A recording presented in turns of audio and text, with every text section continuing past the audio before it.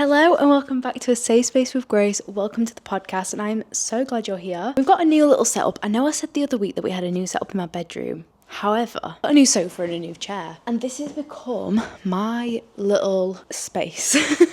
I edit here, I do my work here, and now I film the podcast here. And I love it. I'm going to put a blanket on and just get really cozy. It's a weighted blanket, of course. I am so sorry about the lack of post last week. Basically, there's so much going on and I feel like so much happened.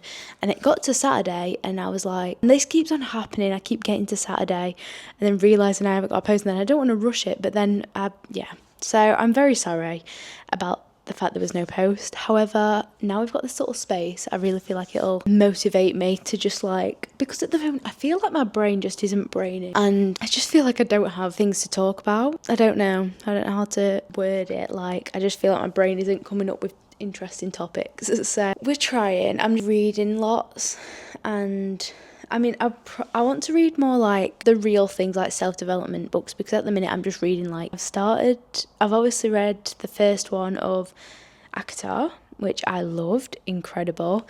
I've just read Coraline because I love Coraline. That film has been a comfort film for me and I don't know why it's a comfort film because it's actually quite scary and I don't know why I loved it when I was younger and I still love it. Took the time to do that, so I finished that this morning and then I have just started the second book in the Housemaid series and then I'm going to read the second ACOTAR because I just feel like I needed a little short book break in the middle. I'm trying to think of anything that's happened over the past week. I mentally have been okay, up and down. I'm always up and down. I've been on a period this week which never helps with my mental health. There's a lot of changes going on, not even big changes, just like weekends away or I don't know, just little things where there's a change in my routine which is so normal, so good and so great. It always triggers my mental health and it's like my brain just can't handle the change. So I've had a little bit of a dip and a little bit of a spiral with health anxiety sort of the past few days, but it's okay because I'm really trying to just urge surf and really trying to focus on the reality and knowing that my anxiety is not real and it's not telling the truth and it's nowhere near as bad as it would have been a few months ago. Last summer I really had a health anxiety spiral and I documented it quite a bit on my Instagram and on my YouTube especially. I'm determined not to let it happen this year. Obviously it's so normal to struggle with your mental health and it's absolutely okay to not be okay, but it ruined last summer. I could not enjoy it. I was stuck. It was so bad, the spiral I'd got into with health anxiety. So this year we're really just making the moves to heal. We're making moves to heal. But this week I have had uni. I'm actually only in uni Mondays and Wednesdays, which is pretty good. I have got very blessed with that timetable and that we're literally only in 9 till 4 most days. I've just literally been doing uni work quite a lot and because I've got an exam this year, literally in May, on cognitive psychology. So I'm really trying to get my notes together, do flashcards. And I love studying. I love making notes. I love doing the studying. I love just having things to keep my mind occupied. And so this is it might, to some people it might sound horrible, having to do uni work all the time, having to go and make loads of notes, but I love it. Literally after this podcast I'm so excited. I've got a gift card for Costa, so I'm going to take myself to Costa. I'm going to get an oat milk cappuccino and just do my notes. This morning I was out in nature, which was so nice. I did this beautiful route. It was I don't even know how to describe it.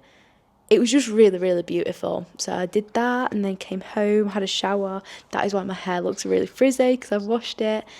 And the rest of today I'm literally just going to be studying and then I'm off to London tomorrow. So I need to pack for that because I'm getting picked up at 9 o'clock tomorrow morning. So yeah, pretty exciting.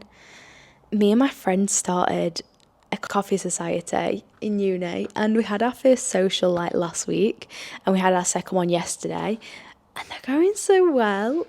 I love it. I think we all know I love coffee. It's just such a comforting thing. Tea and coffee, hot drinks, I just love.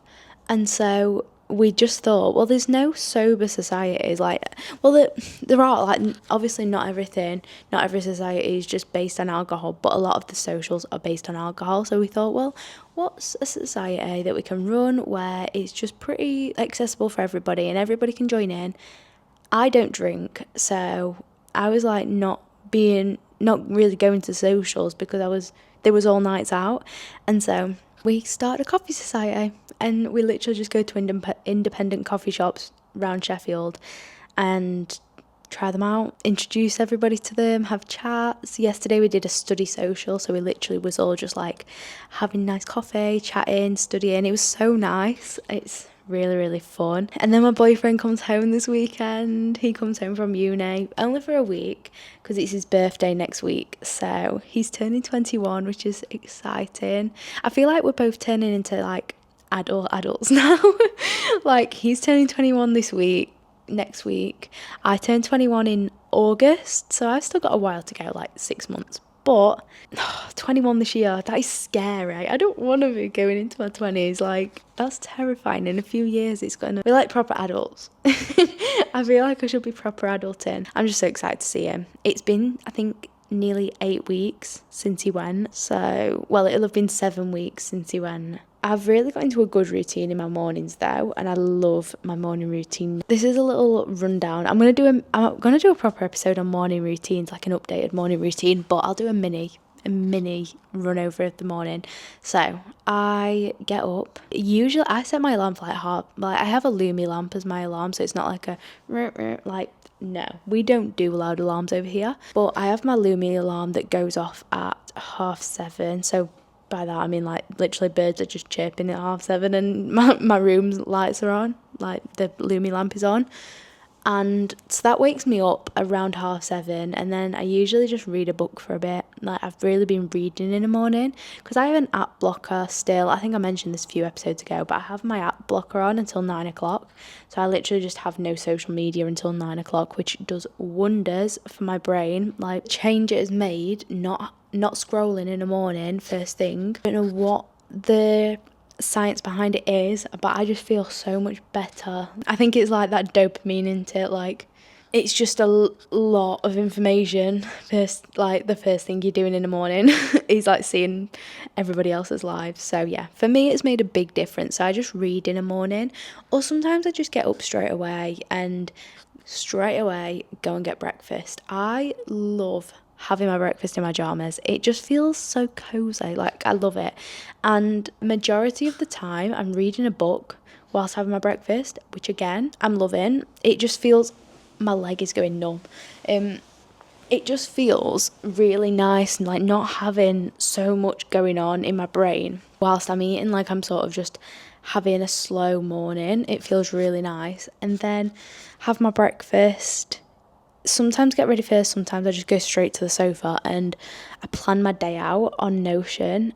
Like, write a little to-do list for what I need to get done, plan it, like time block what I need to get done, everything like that, and just basically just have a handle on what's happening in the day, sort of know what's going on. And I do that whilst watching YouTube, which is really, really nice. Sometimes I watch YouTube, sometimes I'll watch Friends.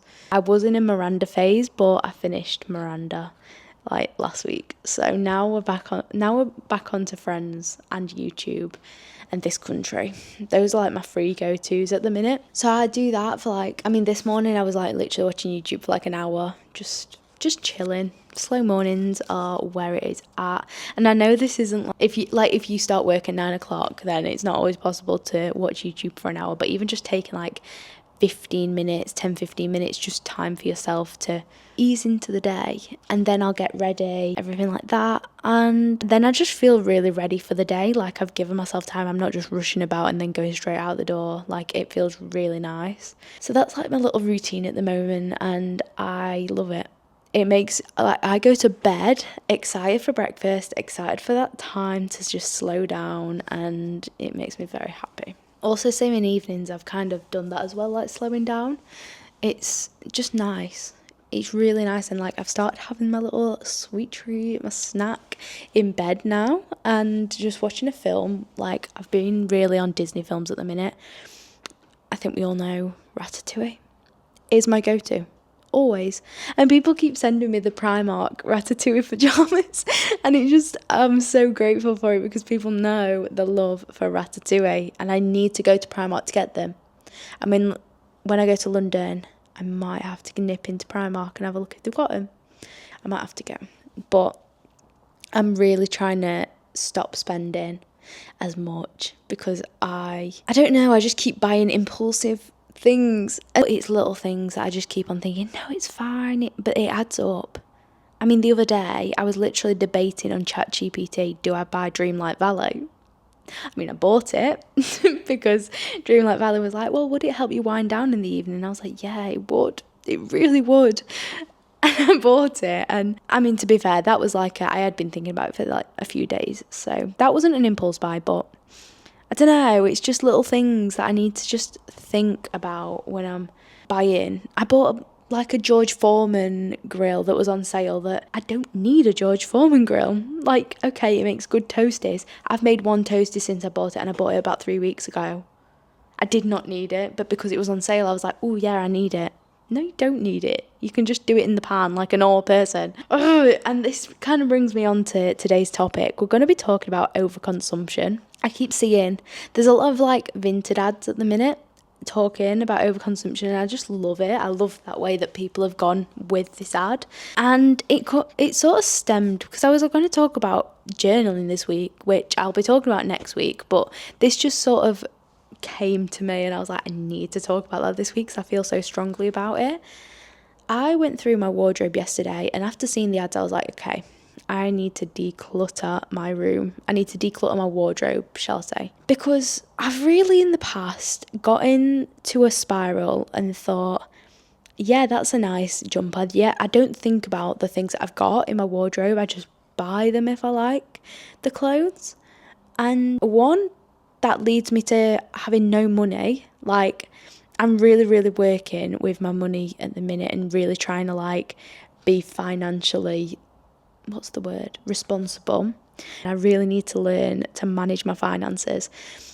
But also, I think for the planet as well, just that overconsumption just leads to landfill sites being filled with clothes that people don't use, or people just chuck away because they've bought it in a second and thought, actually, I don't need that, and just chuck it.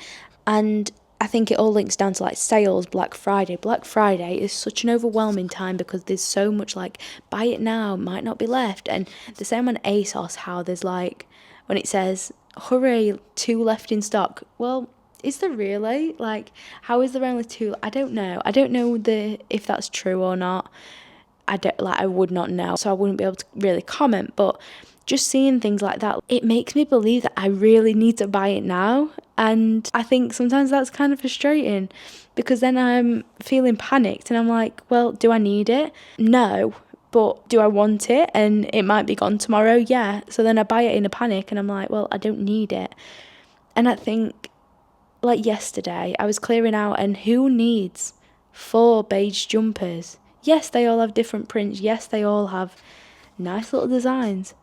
But I don't need 4 beige jumpers. And it gets to the point where I look in my wardrobe and I get so overwhelmed because there's different choices for different clothes that I just wear the same things every day because I just get too overwhelmed. Like, I forget what I've got. And I know it's like a very privileged position to be in, where you can be able to talk about overconsumption. I don't want people to think this is coming from like an ungrateful place. But I just think in general, like, we really need to think about the things that we're buying, and do we need it? Or is this just society making us believe that we need it? I don't know whether it comes from TikTok, social media, just seeing so many different things and so many different outfits on people that our brain's just starting to believe that we need so many different items. I think trends on TikTok, it leads into this so much because the fact that a piece of clothing can be trending of such a short amount of time, everybody rushes to buy it, it sells out, and then a week later that trend's gone and nobody's going to wear it. Like, yeah, people might continue to wear it, but the hype's gone, and so they're not going to be as popular and nobody's going to be talking about it anymore. It's just like these little trends, these micro trends that just come up, and it just leads to everybody panicking about, can they buy it in time? And as well, I think trends, they're not great for people's mental health, because for me in the past, I've seen so many clothes trends, and so many of these trends, the clothes just haven't suited me. And I know JC spoke about this on the Comfort Zone podcast. I relate to that so much, because there's been so many trends where I've bought something and I'm like, oh, I'm so excited, like this is so in fashion, and then I wear it and I'm like, oh, I don't like it on me, and then it makes me feel not good enough. But then actually, why can we not just buy the things that we want to wear and wear what we want to wear? Why is it always having to be in fashion? I don't get that. And I think just the idea of having such a full wardrobe is such a societal belief, like, oh, the more clothes you have, the more fashionable you are, the more privileged. I just don't think it's essential. Like, I love capsule wardrobes. I love having, you need one white t-shirt, maybe a few print t-shirts, black pair of jeans, blue pair of jeans. Like, do you know, you only need really the essentials, and that is good enough. Like, you are good enough if you have the minimum of the things you need. Like, you don't need to have a full wardrobe to be good enough and to be fashionable enough. It all just leads into one place of making us not feel good enough if we don't have as much as, like, I think one thing that leads into this of feeling like you need lots is the typical fashion influencer hauls, and people pull out like £400 hauls, and I'm like, well, how? Where does £400 come to spend on clothes? Because I definitely do not have that, and it's not a normal amount of money to be able to just spend on clothes. And I just think as well it's not needed, because it's just adding to the idea that the surplus of clothes, the more options you have, makes you more fashionable, makes it more is more accepted. But actually that's not the norm. I think it's just about thinking twice and not letting societal pressures make you think that you need like a surplus of objects and items to be good enough, because you are good enough as you are. That whole idea of just buying more than we need, we don't need everything.